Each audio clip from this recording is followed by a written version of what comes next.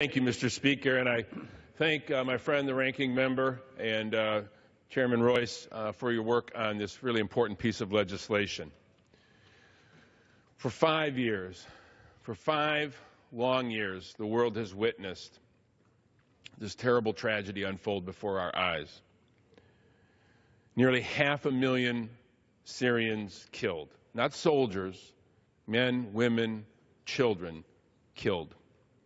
5 million Syrian citizens driven from their own country, 10 million displaced from their homes, often leaving homes that have generation after generation of history, leaving behind their legacy. Atrocities, as we've recounted, the targeting of children, the targeting of hospitals, the targeting of schools.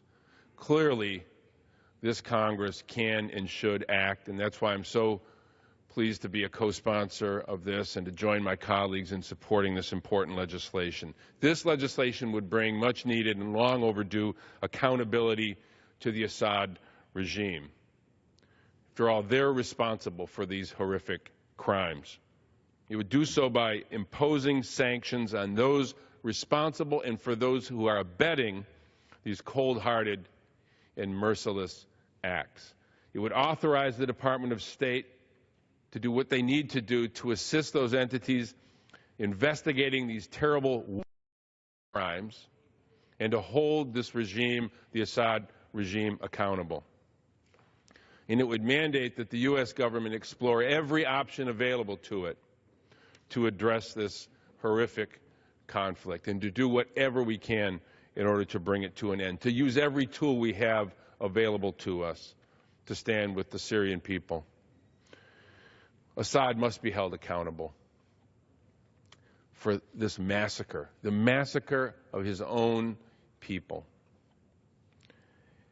It's also important that as we move forward with this legislation that we pause for a moment to thank those many people who have worked for so long to get this legislation to the floor. And I'm talking about citizens, particularly a lot of young people who have made it their cause, facing incredible pain, have made it their cause to ensure that this day comes.